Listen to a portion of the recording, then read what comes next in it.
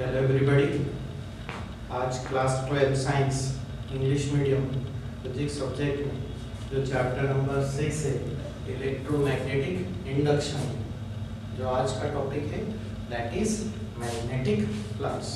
Okay, सो previously हमने electric flux के बारे में पढ़ा है। ओके, इलेक्ट्रिक फ्लक्स जैसे कि हमको मालूम है किसी इलेक्ट्रिक फील्ड में किसी सरफेस से जो electric lines of forces pass होती हैं, है ना, perpendicular to the surface, that is called electric flux.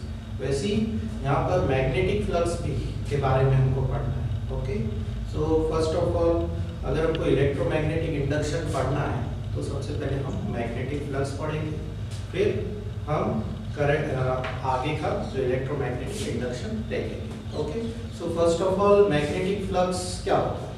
तो मैग्नेटिक लाइंस ऑफ फोर्सेस है तो अगर कोई मैग्नेटिक फील्ड है, ओके, उस मैग्नेटिक फील्ड में अगर कोई सरफेस प्लेस्ड किया गया है, ओके, तो उस सरफेस से नॉर्मली जो मैग्नेटिक लाइंस ऑफ फोर्सेस पास हो रही है उसको उस सरफेस से लिंक मैग्नेटिक फ्लक्स कहते हैं। Okay, so first of all what is the definition of a magnetic flux?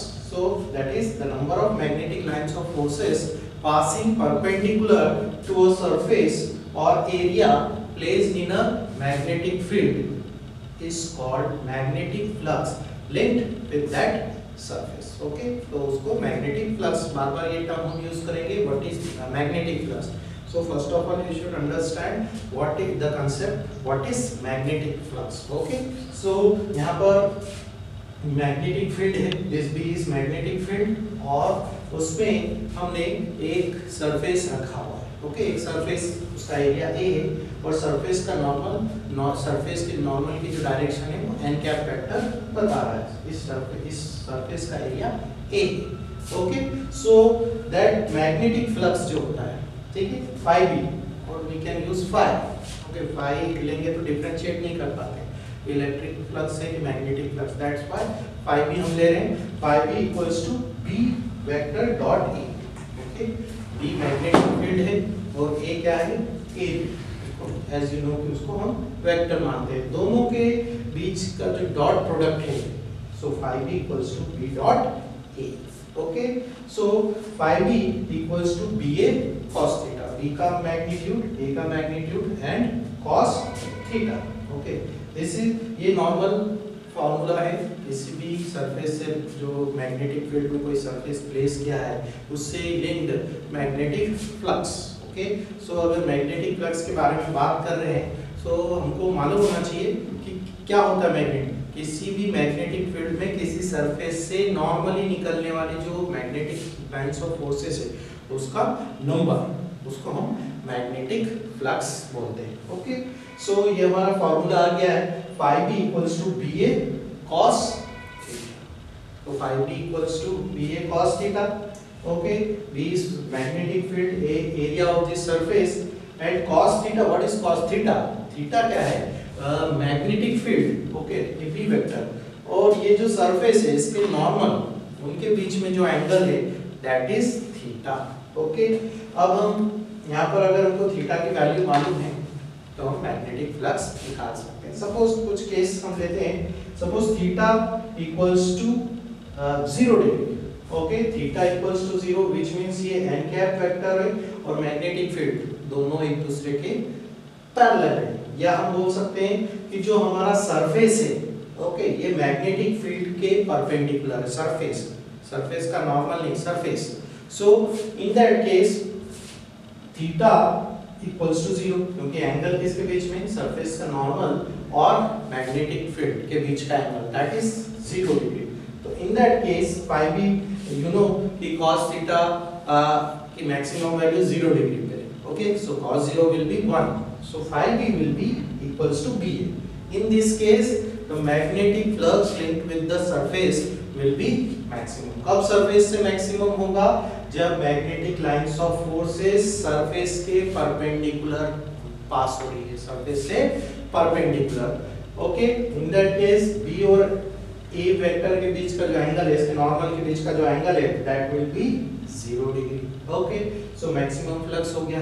Second, अगर थीटा 90 डिग्री है, ओके, थीटा 90 डिग्री है, विच मीन्स ये जो सरफेस का परपेंडिकुलर है और जो हमारा मैग्नेटिक फील्ड है उनके बीच का एंगल कितना है, 90। या हम बोल सकते हैं कि हमारा जो सरफेस है वो मैग्नेटिक फील्ड के बिल्कुल क्या हो गया, है ना, पैरेलल।